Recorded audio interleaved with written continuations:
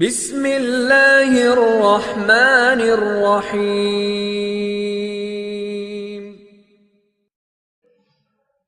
کہ دین کے کام میں ترقی کے اسباب اختیار کرنے چاہیے۔ جیسے دنیا کے امور میں لوگ اپنی ترقی پسند کرتے ہیں، ترقی کے اسباب اختیار کرتے ہیں۔ کوئی تاجر یہ نہیں چاہتا کہ اس کی تجارت گرے، بلکہ ہر تاجر اس فکر میں رہتا ہے کہ اس کی تجارت کا معیار اونچا ہو جائے۔ سرکار کا ملازم جو ہوتا ہے وہ بھی چاہتا ہے کہ اس کی ملازمت اونچی ہو جائے۔ اس طرح ہر ہنر والا اپنے ہنر میں، اپنے کمال میں ترقی کے لیے فکر مند ہوتا ہے۔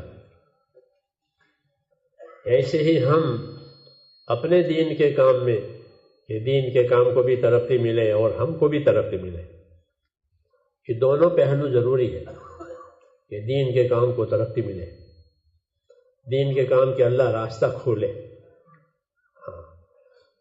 ماحول نے راستے بند کر رکھے ہیں دین کے،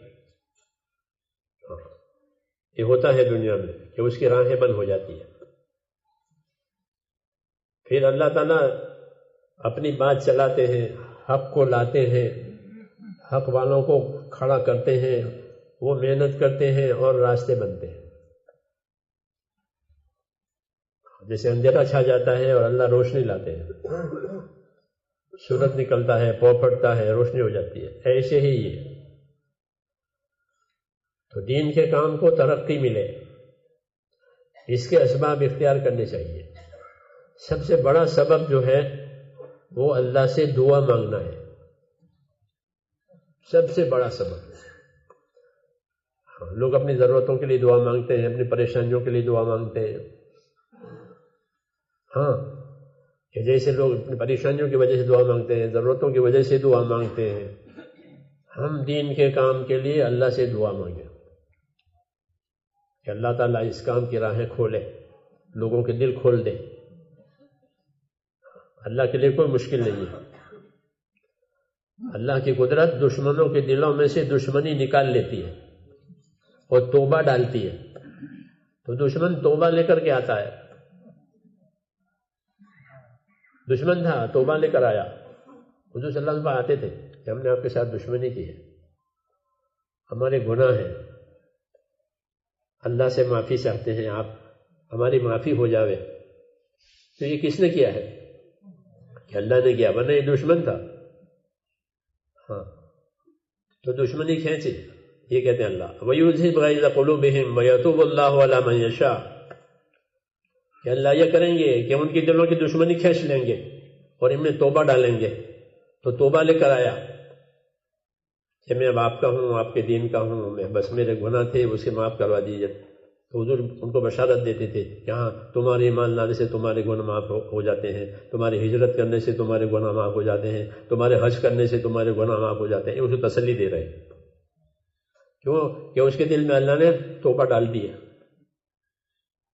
تو یہ کریں گے اللہ، ورنہ یہ کون کر سکتا ہے کہ دلوں میں سے دشمنی کھینچ لے اور اسی میں توبہ ڈالے اور وہ معافی لے کر آوے اور عمل کرنے کے لیے تیار ہو جاوے۔ اس لیے ترقی کا پہلا ذریعہ یہ ہوتا ہے۔ مولانا محمد یوسف صاحب رحمۃ اللہ علیہ جو جماعتیں بیرون میں کام کرتی تھی باہر ملکوں میں، ان کو خطوط لکھتے تھے، ان کے خطوط بھی آتے تھے۔ اب تو یہ وسائل ہو گئے تو وہ خطوط کا سلسلہ ختم ہو گیا، ہلو کر کے وہ بات بگڑ گئی، ورنہ وہ خطوط دستاویز ہوتے تھے ان کے۔ وہ خطوط کیا ہوتے تھے؟ دستاویز، کہ آئندہ اس سے رہبری ملتی تھی۔ جماعتوں کے بھی خطوط آتے تھے کہ یہ ہوا، یہ کیا، یہ کیا، یہ کیا۔ بعض دفعہ جماعت پریشان ہوتی ہے، وہ پریشانی کے خطوط آتے تھے کہ حضرت یہ پریشانی ہو رہی ہے، یہ پریشانی ہو رہی ہے، یہ کام ہو رہا ہے۔ تو ان کے بعض خطوط ان کے چھپے ہوئے بھی ہیں، تو خطوط میں یہ لکھتے تھے جماعتوں کو کہ دن میں ٹھوکریں کھاؤ اور رات کو آنسو بہاؤ۔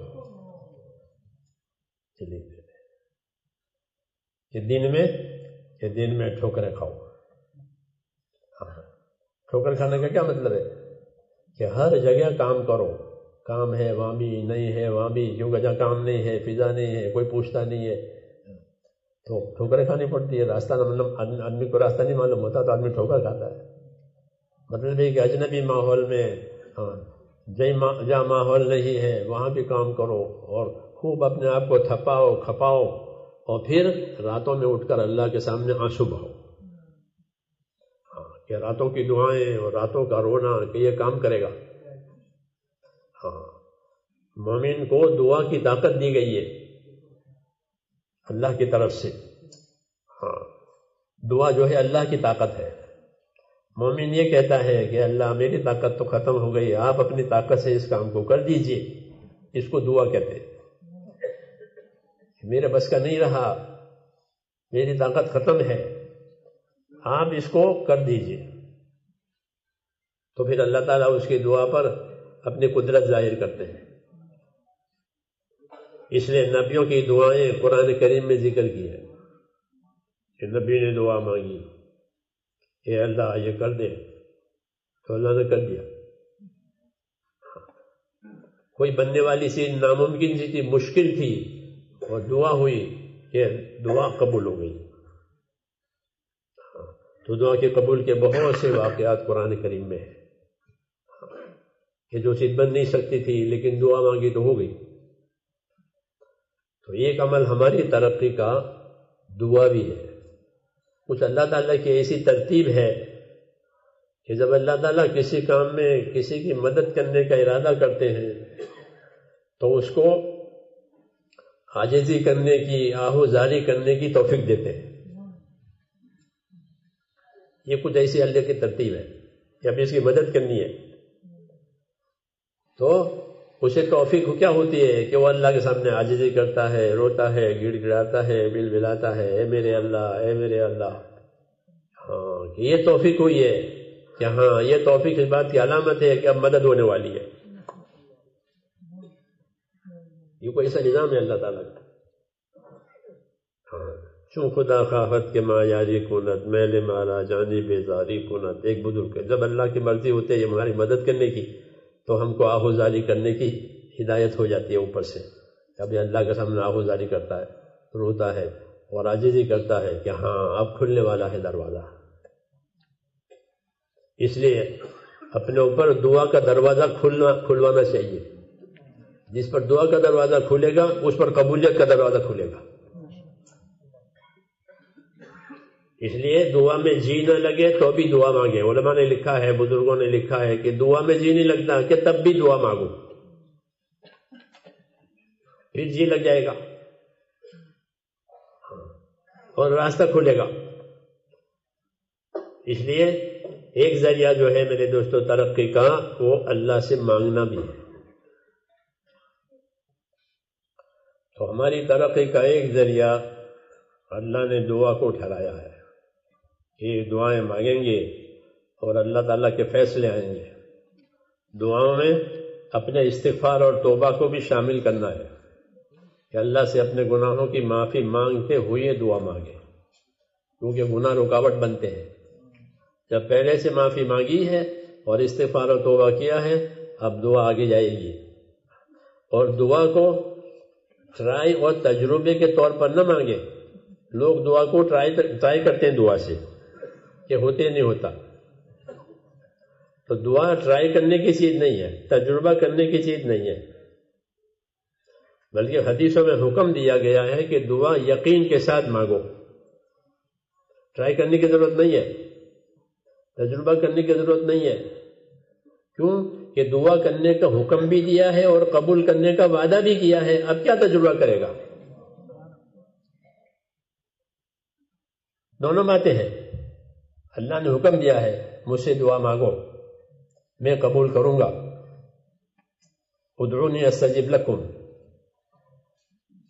مجھ سے دعا مانگو، مجھے پکارو، میں جواب دوں گا. تو اب کیا رہا؟ اب سوائے اس کے کہ اس پر عمل کرے اور اس کا یقین کرے. تو دعا تجربے کے طور پر نہیں مانگی جاتی. جیسے دواؤں میں ڈاکٹر ٹرائی کرتا ہے کہ اس دوا کا کیا پاور ہے، کیا اثر ہوتا ہے بیمار پر. کیونکہ اس کو نتیجے کی خبر نہیں ہے ڈاکٹر کو، اس لیے وہ ٹرائی کرتا ہے، تجربہ کرتا ہے۔ یہ چیز ایسی نہیں ہے، یہ چیز تو اللہ کا امر ہے اور اللہ کا وعدہ ہے۔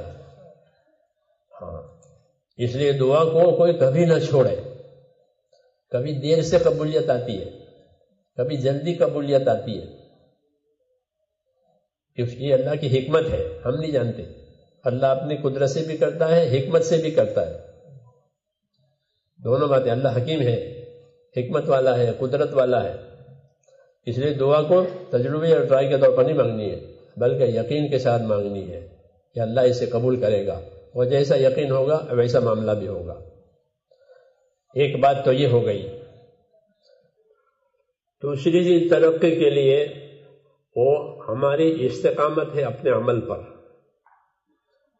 ہاں، استقامت کہ اپنے عمل کے پابند ہو جانا، یہ ترقی کا ایک بڑا ذریعہ ہے۔ جس طرح دعا ذریعہ ہے، یہ بھی کہ اپنی استقامت کو دعا کے ساتھ، دعا کو استقامت کے ساتھ ملائیں، کہ دعا بھی مانگیں اور پابندی کے ساتھ عمل ہو، استقامت اسے کہتے ہیں۔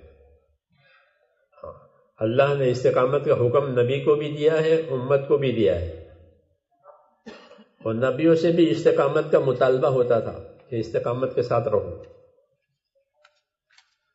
پابند، جس عمل کو شروع کیا اس کے پابند ہو گئے، برس ہاں برس گزر گئے، اسے وہ چھوٹا نہیں، اور کبھی چھوٹ گیا تو اس کا تدارک کر لیا، اس کا بدل کر لیا، تاکہ یہ سلسلہ عمل کا جاری رہے۔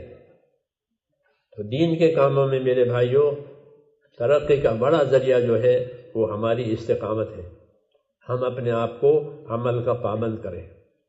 عمل کی پابندی اس لیے ضروری ہے کہ دنیا میں حالات آتے ہیں آدمی پر،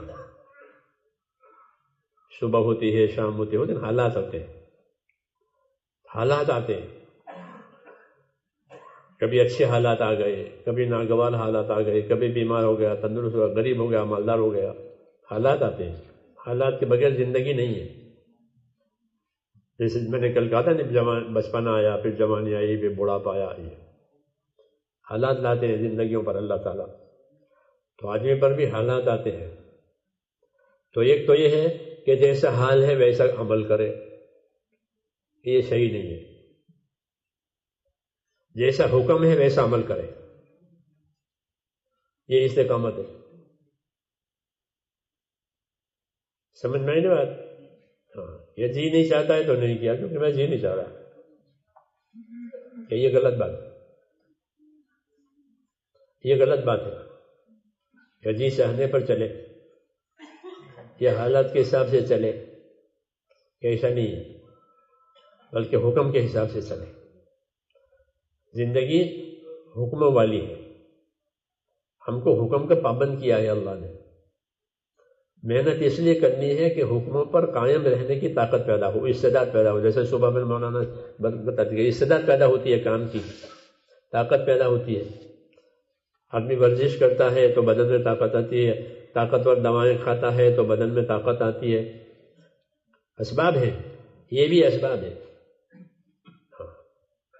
دین کی محنت، کہ اس سے استعداد پیدا ہوگی، اور استعداد کی وجہ سے یہ قائم رہے گا عمل پر۔ محنت نہیں ہے تو استعداد نہیں ہے کہ قائم رہے گی، حالات کے ساتھ ہو جائے گا۔ اس لیے لوگ بیٹھ جاتے ہیں، کام پہ لگے پھر بیٹھ بھی گئے، ہاں، استقامت نہیں آئی۔ کیوں کہ اپنے آپ کو صحیح چلانا اور استقامت کے ساتھ چلانا، یہ استعداد پیدا کرنے کا ذریعہ ہے، ترقی کا بھی ذریعہ